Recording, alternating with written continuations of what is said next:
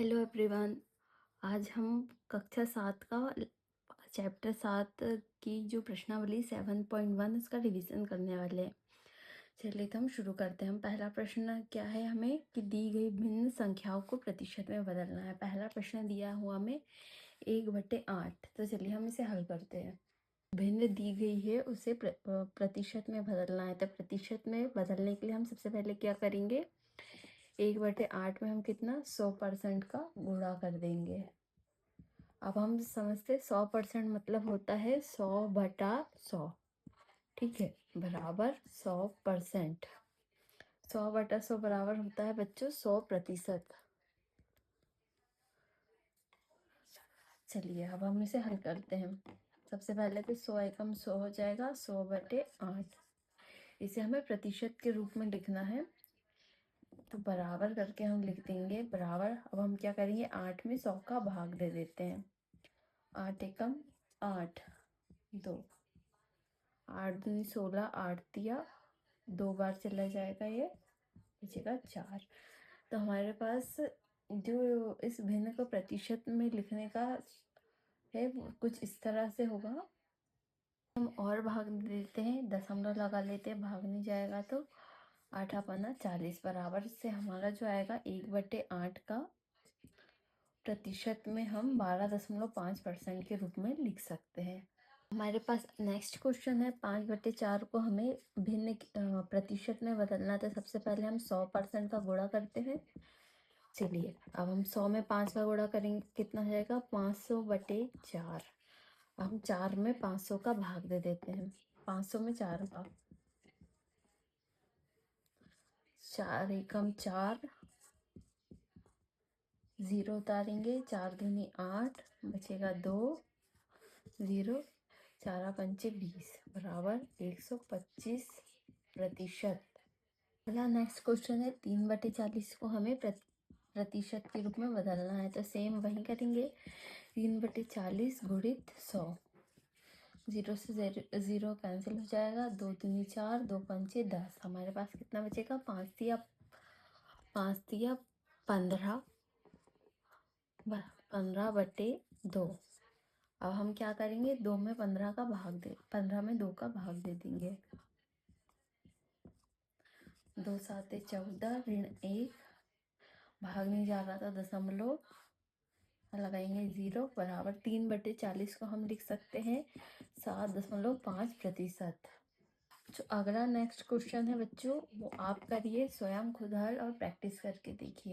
अब second question में आता है, वो क्वेश्चन कुछ इस प्रकार है, 0.65 दशमलव भिन्न को हमें प्रतिशत के रूप में बदलना है। तो सबसे पहले हम इसको सरल करते हैं। चलिए इसको हम 65 लिख देते हैं बटे 100। इसमें 100% का भाग दे देंगे, गुणा करेंगे, सॉरी, से कैंसिल हो जाएगा तो बराबर से कितना आएगा बच्चों, 65%। ये बहुत इजी सवाल है। सेकंड प्रश्न दिया हमारे पास 2.1, इसे भी हमें प्रतिशत के रूप में बदलना है। तो सबसे पहले हम 2.1 को 21 लिखते हैं और दशमलव हटा देते हैं, बटे में आएगा 10, दशमलव के बाद जितने अंक है उतने शून्य आएंगे, गुणित 100% का हम गुणा करते हैं। 0 से 0 कैंसिल, बराबर कितना आएगा 210%। अगला नेक्स्ट क्वेश्चन हमें दिया है 0.02 को हमें प्रतिशत के रूप में लिखना है। तो हमें क्या करना पड़ेगा, सबसे पहले हमें दशमलव हटाना चाहिए। 2 वैसे का वैसा लिखते हैं, 2/100 गुणित 100% बराबर कितना आएगा 2%। बहुत इजी सवाल है ये। अगला प्रश्न दिया हमें 12.35, इसे हमें दशमलव के रूप में लिखना है। तो हमें 1235 लिखते हैं, दशमलव के बाद 2 अंक है तो 100 से भाग दे देते हैं, गुणित 100% का हमें गुणा करना है। इससे ये कैंसिल हो जाएगा, बराबर 1235%। ये जो होगा हमारा फाइनल आंसर होगा। रिवीजन में अगला नेक्स्ट क्वेश्चन आता है 250 का हमें 15% निकालना है। तो चलिए हम क्या करेंगे, 250 गुणित 15, जहाँ भी प्रतिशत दिखे आपको बटा में क्या करना है बच्चों, 100। एक शून्य से एक शून्य कैंसिल हो जाएगा, 5 दिया 15, 5 दूनी 10, बराबर कितना आएगा, 25 दिया 75/2।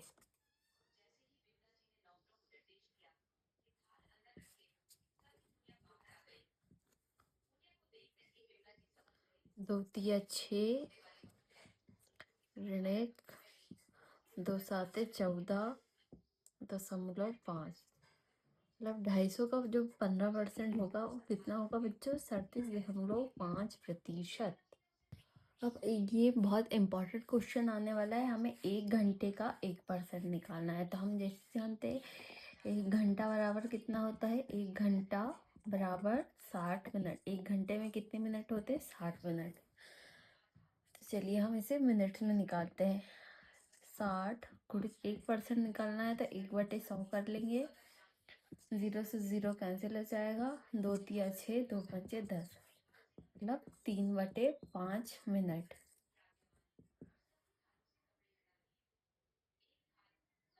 इम्पोर्टेंट क्वेश्चन आता है 2500 का हमें 20% निकालना है। तो 2500 गुणित 20/100, 0 से 0 कैंसिल हो जाएगा, 25 दूनी 50, यानी 500%।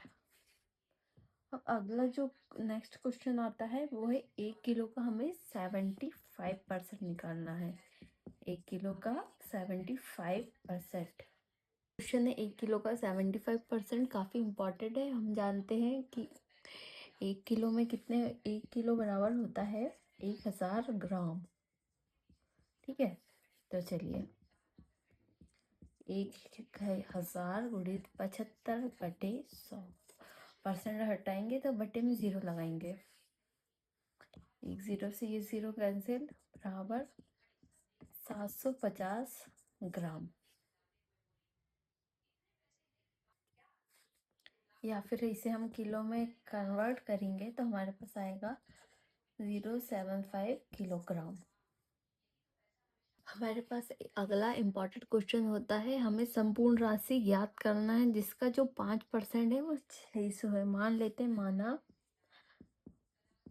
संपूर्ण राशि क्या है हमारी, P है, तो P गुणित 5% बराबर 600। इसे हम इस तरह से लिख लेते हैं, परसेंट हटाएंगे तो बटा में 100 लिखेंगे, बराबर 600। इसको इधर भेज देते हैं तो हमारे पास कितना आएगा, बराबर करके P गुणित 5 बराबर 60,000। 1 2 3 4, ठीक है। सॉरी, अब हम क्या करेंगे, P बराबर बटे 5 कर लेंगे।